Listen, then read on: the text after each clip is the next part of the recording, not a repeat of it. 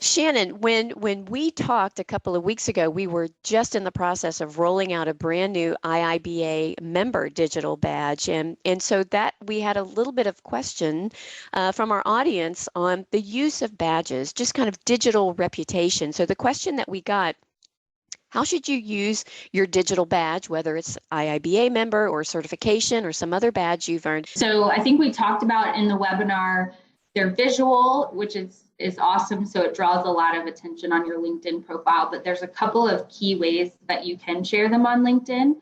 Definitely first and foremost, and probably most important place is to put them under the license and certification section. So you want to put all of your badges live there and a placeholder for you there. A really unique way is you can actually share a badge through a private message, so a direct message with maybe a potential employer. So maybe a recruiter reaches out to you about a particular role, you could highlight a skill or an achievement by sharing that badge through the private message. Even though it lives on your LinkedIn, it's just another way to highlight that in that kind of one-on-one dialogue that you're having.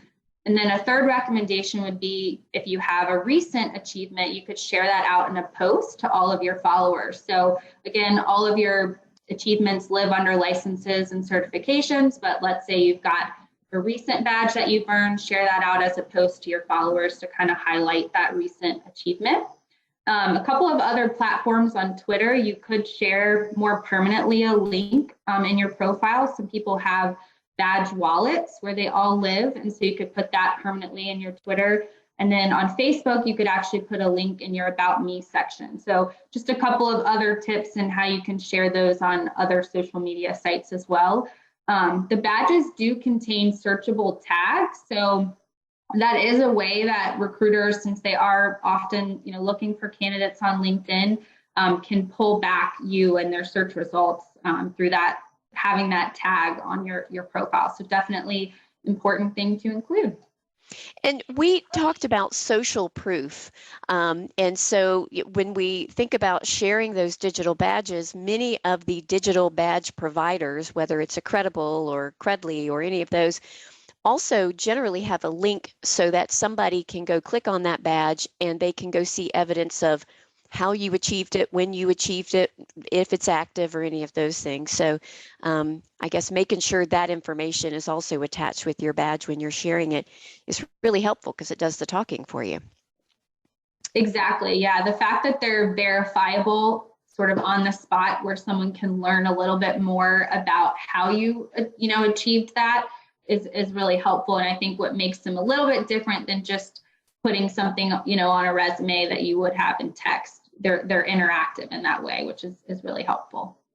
Tell me about infographic resumes. Yes, so infographic resumes, you always want to have a text resume, but infographic are just a visual representation of your skill set. So not a version of your resume you want to upload to an applicant tracking system because it won't be processed, but definitely one you can submit to a recruiter or a hiring partner in conjunction with your text resume.